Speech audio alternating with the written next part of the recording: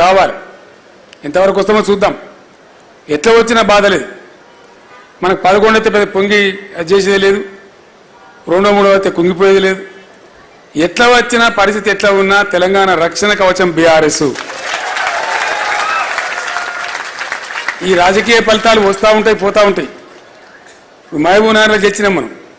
ముఖ్యమంత్రి సొంత జిల్లా, ఆయనే ప్రకటించిన మేము 200 మీటర్ల మెజార్టీతో గెలుస్తామని. మనం 100తో గెలిచినాం. 111 ఫైనల్ 111తో గెలిచినాం. అంటే దీని ఇంత మాత్రాన మనం పొంగిపోయే అవసరం లేదు. కాబట్టి ఎప్పుడైనా జయాపజయాలు నిరంతరంగా వస్తూ ఉంటాయి, పోతూ ఉంటాయి. అవి ఆయా పరిస్థితులను బట్టి ఉంటాయి. కానీ మన ప్రయాణం, మన ప్రస్థానం కొనసాగుతుండాలి. మన కర్తవ్యం ఒకటే, దయచేసి నేను కోరుతున్నా. ఇప్పుడు కట్టె బంద్ చేసి చాలా రోజులు అయితే నిలబడి మాట్లాడడం పర్లేదు. సో నేను కూడా మంచిగా దురస్థ అయిపోయాను. ఇప్పుడు ఏం బాధ లేదు. పోదాం, ఇంత దూరమైన పోదాం. చాలా అద్భుతమైన కొత్త నూతన ఉద్యమ పందా ఆవిష్కరించాల్సిన అవసరం ఉంది. ఇప్పుడు కొత్త ఉద్యమ పందా మనం పట్టాల్సి వస్తుంది. ఎందుకంటే ప్రజలను కాపాడుకోవాలి, ప్రజల కోసం పనిచేయాలి, ప్రజల హక్కుల కోసం పనిచేయాలి. వాళ్ళ ఆశలు అడియాశలు కాకుండా మనం కాపలాదారులుగా ఉండాలి. ఇంతకు మించిన వేరే కర్తవ్యం మనకు లేదు. తెలంగాణ ప్రజల ప్రయోజనాల పరిరక్షణనే బీఆర్ఎస్ ప్రథమ కర్తవ్యం. దయచేసి రాజకీయ ఫలితాలు మిగతా వాటితోనే ఆగమాగం కాకుండా, వాటి కోసం పిచ్చి పిచ్చి కాకుండా బ్రహ్మాండమైన ఉజ్వలమైన భవిష్యత్తు ఉంటుంది. మనకు భవిష్యత్తు మనకు కాదు, తెలంగాణ రాష్ట్రానికి ఉంటుంది, తెలంగాణ ప్రజలకు ఉంటుంది. వీళ్ళు చేసే తప్పులు మళ్ళీ సరిదిద్దాలి, మళ్ళీ మంచిగా చేయాలి. అది ఎవడో చేయడం ఎవరి నుంచి కాదు, లోతు తెలిసిన వాళ్ళు మనమే. కాబట్టి మన మీదనే ఆ కర్తవ్యం, బాధ్యత ఉంటుంది. కాబట్టి ఈ దశాబ్ది మనకు ఒక స్ఫూర్తి కావాలి. ఈ దశాబ్ది వేళ అందరికీ అన్నం పెడుతున్నారు కదా, పెడుతుండ్రా? ఏర్పాటు చేసిండ్రు కదా. రామారావు చెప్తున్న భోజనాలు ఉన్నాయట, దానికి ఇబ్బంది ఏం లేదు. సో ఇంకా 10 నిమిషాలు ఎక్కువ మాట నడుస్తుందని మాట్లాడుతున్నాను నేను. ఈ భోజనం గ్యారెంటీ ఉంది కాబట్టి బాధ లేదు. కాబట్టి మీ అందరితో కూడా నా ప్రార్థన ఒకటే, ఉద్యమ ప్రస్థానం, ఉద్యమ ప్రారంభమైన రోజులు కావాలని మీకు నేను గుర్తు చేసిన. గంత కఠినమైన సమయంలో, అటువంటి పరిస్థితులలో ఉద్యమాన్ని ప్రారంభించి గొప్ప విజయం సాధించి రాష్ట్రానికి సాధించి పెట్టిన సంస్థ మన సంస్థ. ఈ రాజకీయ జయాపజయాలు మనకు లెక్క కాదు. మనం కూడా 2 టర్ములు గెలిచినాం, ఎంపీలు గెలిచినాం, అన్నీ చేసినాం. మళ్ళా వస్తుంది గెలిపి యాడికి పోదు. కాబట్టి మీ అందరితో నేను ప్రార్థించేది ఒకటే, దయచేసి ఎట్టి పరిస్థితులలో ముక్కవోని దీక్షతోని తెలంగాణ ప్రయోజనాలే ముఖ్యమైనటువంటి కేంద్ర బిందువుగా మనం పనిచేయాలి, పురోగమించాలి. అదే మన కర్తవ్యం. ఆ ఆశలు తెలంగాణ ప్రజలకు కూడా మన మీద ఉన్నాయి. నిన్న నేను మిమ్మల్ని అందరినీ యాత్ర బయలుదేరదీసి, ఇది క్యాండిల్ ర్యాలీ, నేను వాపసు వస్తున్నా.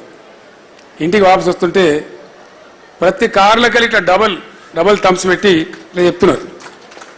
ఒక ఆటో డ్రైవర్ అయితే ఉరికొచ్చి నా దగ్గరకు వచ్చి నా కారు కొట్టి, సార్ మళ్ళీ మనమే గెలుస్తున్నాం, నువ్వేం భయపడక, మేము అందరం ఉన్నాం. Auto driver. నేనే ఆశ్చర్యపడతా ఉన్నా, ఆవేశం గురికొచ్చి చెప్తా ఉన్నాడు. సో కాబట్టి సమీప భవిష్యత్తులో మళ్ళా పాలన మన భుజాల మీద పడుతుంది అన్న డౌట్ కూడా అవసరం లేదు. వీళ్ళతో ఏమీ కాదు, మన్ను కూడా కాదు నేను చెప్తున్నా. చిల్లర రాజకీయాలు తప్ప గొప్ప వ్యూహకర్తలు కూడా కాదు. గెలిచినామని వాళ్ళే చేయికి చూసుకుని గెలిచినామని నిజంగానే అంత అపనమ్మక స్థితిలో అనుకోకుండా గెలిచిన గెలుపును ఎట్లా మలుచుకోవాలో వాళ్ళకి తెలుస్తలేదు పాపం. చిన్న మాట కదా, ఏ కొద్దిగా తెలివి ఉన్నా కూడా పోయిన గవర్నమెంట్ కరెంటు మంచిగా ఇచ్చింది కదా, ఇండియా అంత తెలుసు కదా, దాచిపెట్టే లెక్క కాదు కదా. ముఖ్యమంత్రి కొద్దిగా బుద్ధి ఉంటే, మంత్రివర్గానికి బుద్ధి ఉంటే కరెంటు వాళ్ళని పిలిచి మొన్నటిదాకా ఎట్లా నడిచిందో అట్లా నడిపిరా అంటే అయిపోతుండే, అంతే కదా. ఎందో అధికం శాతాలకు పోయి కొండంగా శాతాలు చేస్తామని వీని వీకేసి వాని చేసేసి మా తరహా చూపిస్తామంటే వాళ్ళ తరహా ఇప్పుడు వాళ్ళ లాగు వాళ్ళు కొట్టే కొడుకు వస్తాను, అంతే కదా. ఊకుంటారా ప్రజలు? నిన్న రాత్రి ఎందుకు పోయినరు? బాచుపల్లిలో, ఇంకో చోట చందానగర్లో వస్తారు కదా ప్రజలు. ఆవేశం వస్తే ఆగుతారా? ఎవడు ఆపుతాడు? మనం ఆపినా ఆగడు, మన కంట్రోల్లో కూడా ఉండరు కోపం వస్తే. కాబట్టి ఆ పిచ్చి పనులు, ప్రజా వ్యతిరేక చర్యలు వాళ్ళు ఎంత చేస్తే అంత వెకిలితనం మకిలితనం వాళ్ళకే అంటుకుంటుంది. మీరేం భయపడే అవసరం లేదు, బాధపడే అవసరం లేదు. వీళ్ళతో అంతగానో గొప్ప కార్యక్రమాలు అయితే నేను కూడా అనుకుంటలేను. 6 నెలలు అవుతుంది ప్రభుత్వం వచ్చి. ఒక్కటన్నా పాలసీ, ఇగో ఇది మా వ్యవసాయ పాలసీ, ఇగో ఇది మా ఇండస్ట్రియల్ పాలసీ, ఇగో ఇది మా ఐటీ పాలసీ, ఇది మా ఫలాన్ పాలసీ అని ఏదన్నా ఒకటి నేడవాలి కదా. ఒక్కటన్నా ఏ ఒక్క పాలసీ అన్న ప్రకటించిందా ప్రభుత్వం? అంతా వాటి కాయగూరకుడు ముచ్చట్లు, సాయి సంసారి, లచ్చి దొంగ, గిదా. ఒక బాధ్యత గల ప్రభుత్వం వస్తే ఏం మాట్లాడాలి? నాకు బాగా గుర్తున్నది, మొట్టమొదటి క్యాబినెట్లోనే 42 నిర్ణయాలు ఇచ్చినాం మనం. బీఆర్ఎస్ ప్రభుత్వం ఏర్పడినాడు ఫస్ట్ క్యాబినెట్లో 42 నిర్ణయాలు ఇచ్చినాం. ఒక వ్యవసాయ పాలసీ తీసుకున్నామంటే పోచారం గారు అప్పుడు వ్యవసాయ మంత్రిగా ఉండేది, ఆయనకు నేను లక్ష్మీపుత్రుడు అని పేరు కూడా పెట్టిన. నీ పీరియడ్నే బ్రహ్మాండంగా అయితే వ్యవసాయం అని చెప్పి అవి అట్లా తీసుకొని పోయినాం. గొప్ప రిజల్ట్ సాధించినాం. పంజాబ్ను తలదన్నేంత ధాన్యం పండించినాం. అట్లా పట్టుబట్టి ఒక ఫలితం సాధించాలి. ఒక అద్భుతమైన ప్రజా విజయం కావాలి. ప్రభుత్వ విజయం ప్రజా విజయం కావాలి. అట్లా ఉండాలి. కానీ ఏం లేదు, వాటికనే డబ్బాలు రాలేసి చూపినట్టు వాటి లొల్లి తప్ప. ఇది లోగోనా? లోగో అనేది ప్రజల గుండె మీద ఉంటుంది కదా. ఆ రోజు మనం రూపకల్పన చేసినాం.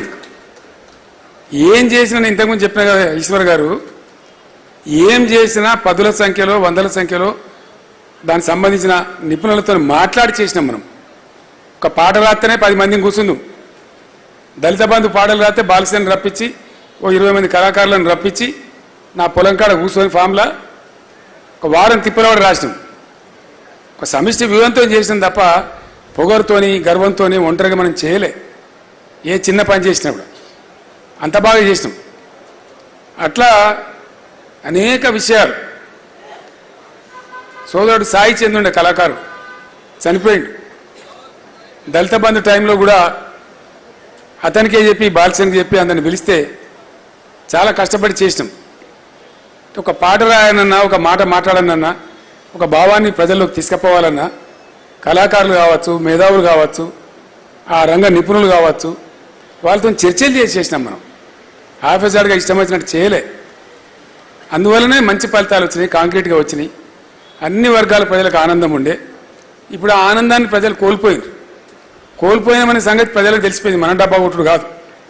కాబట్టి ఎట్టి పరిస్థితుల్లో ఉజ్వలమైన భవిష్యత్తు మనకే ఉంటుంది, బీఆర్ఎస్కే ఉంటుంది.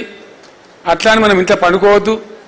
నూతన ఉద్యమ పందాన్ని ఆవిష్కరించి ప్రస్తుత పరిస్థితులలో ఏది సమంజసమో, ఏ కార్యాచరణ అనువైనదో దాన్ని ఆవిష్కరణ చేసి ముందుకు తీసుకుపోయే కార్యాచరణ త్వరలోపలనే తీసుకుందాం, దాన్ని నిర్ణయించుకుందాం.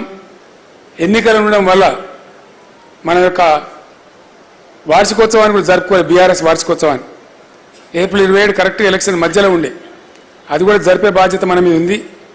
అందరిని పిలుచుకొని ఒక 2 రోజుల పాటు ఘనంగా మన వార్షికోత్సవం కూడా జరుపుకుందాం. బీఆర్ఎస్ వార్షికోత్సవం మిగతా కార్యక్రమాలకు అన్నిటికీ అందరం కలిసి సమిష్టి నిర్ణయం తీసుకొని రూపకల్పన చేసుకుందాం, ముందు కొనసాగుదాం. ఒకటే మాట నేను మీకు చెప్తా ఉన్నా, దేవుడిచ్చినటువంటి ఆయుష్ నాకు ఎంతవరకు ఉంటే అంతవరకు 100కు 100% చివరి శ్వాస వరకు కూడా తెలంగాణ కోసం పనిచేస్తే తప్ప ఎట్టి పరిస్థితిలో విశ్రమించే ప్రశ్న లేదు, విరమణ చేసే ప్రశ్న లేదు. తెలంగాణ ప్రజలకు కూడా ఈ వేదిక నుంచి నేను హామీ ఇస్తా ఉన్నా, ఈ పార్టీ పుట్టిందే మీకోసం, ఈ పార్టీ ఉన్నదే మీకోసం.